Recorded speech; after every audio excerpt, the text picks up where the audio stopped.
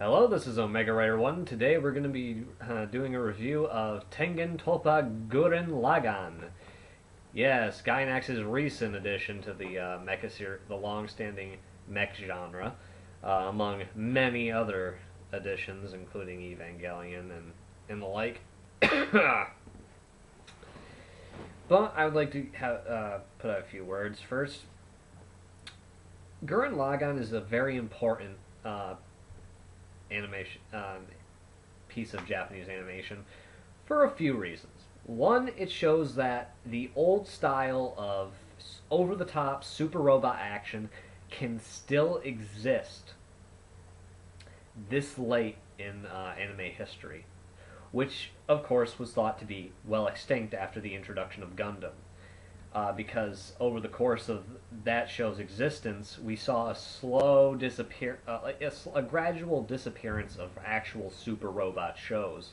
Like, yeah, we got some remakes like the Getter Robo series, and even a little OVA, Mazin Kaiser SKL, or Skull, which was released not too long ago. But this show is actually has shown us, displayed for the world to see, the Super Robot show can actually garner a massive fan base and still be popular in today's anime, among today's audiences. This may be some good news for a G Gundam sequel, please. But I'm not. I don't have my hopes high for that. So, in any case, I will be reading my review from my website, the review for Tengen Toppa Gurren Lagann. I hope you enjoy this one. Plot. Taking place on Earth in an unknown time and place, we find our hero Simon. Simon lives in an underground village working as a digger, someone who drills into the surrounding rock to create more space for the village to use. One day, he finds a small drill-like object that he begins to wear like a necklace, not knowing what it does. He is soon approached by an older man named Kamina, who he calls Big Bro. Both being orphans, the two developed a close friendship in order to survive in the village. Kamina attempts to escape to the surface, only to be stopped by the chief.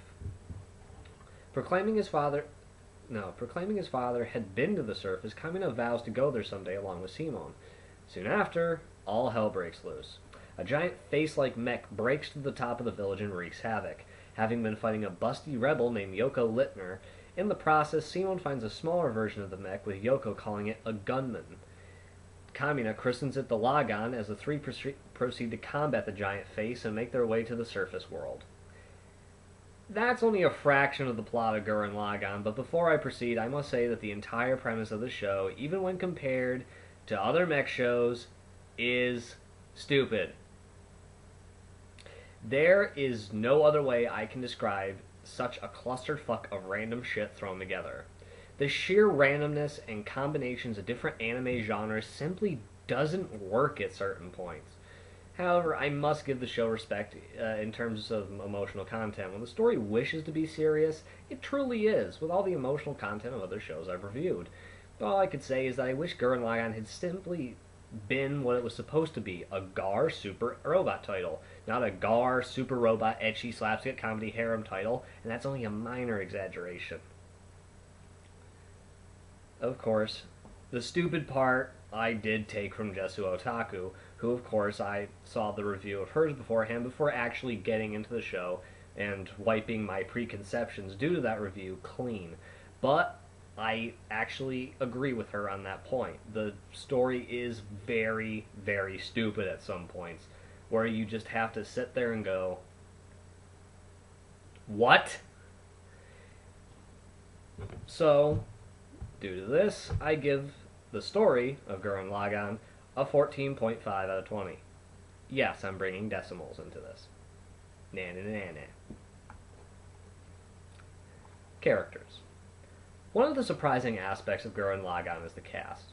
Many of the characters in Gurren Lagann are pretty memorable in design and their role in the story. Development, however, seems to center around Simon, who's the most dynamic in personality. He goes from a slightly less pussified version of Shinji Ikari to a capable and powerful leader who inherits all the badass traits of his big bro. The most memorable aspect of the series would happen to be in the last few episodes, where Gurren Lagann pulls a Zeta Gundam and starts wiping out many of the heroes. Like Zeta, the emotional content of these deaths serves to strengthen the main character for the final battle, but it also shows that these characters were both endearing to Team Daiguren and to the audience.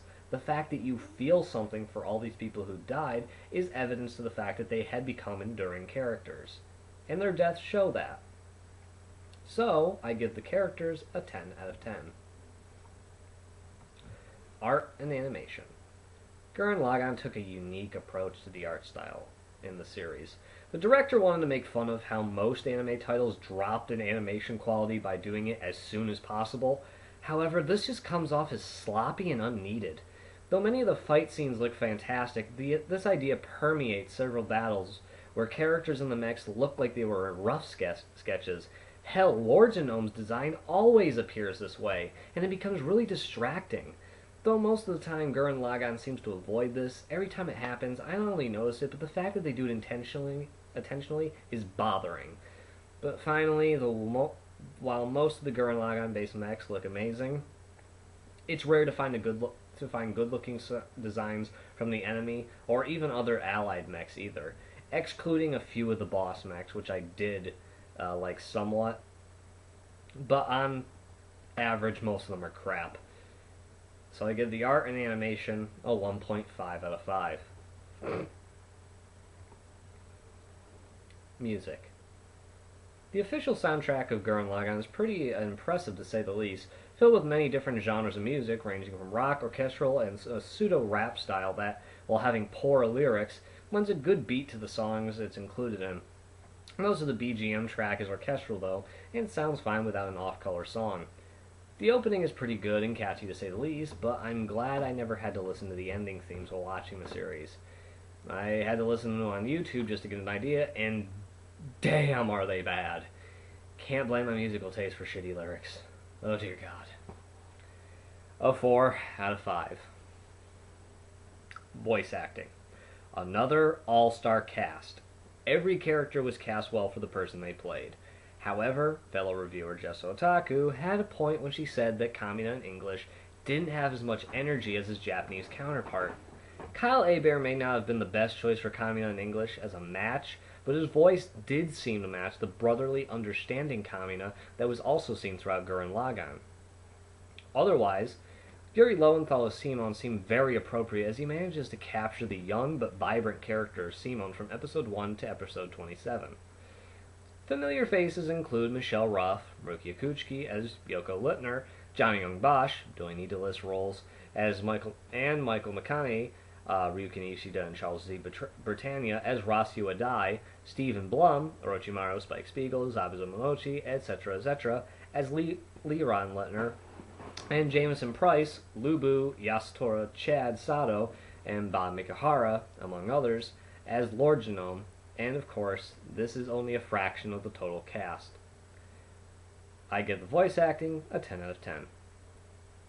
Overall, despite all the hype surrounding Gurren Lagann as the next great mech title, I'm not seeing it to an extent. Sure, there are some great things about it, such as the characters and the music, but overall it falls short of what I consider to be great.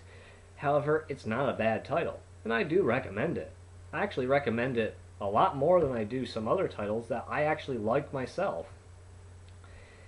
I give Tengen Toppa Gurren Lagann an 8 out of 10. This is Omega Rider 1, and I'll be seeing you later for our review of Arya the Natural. Peace out.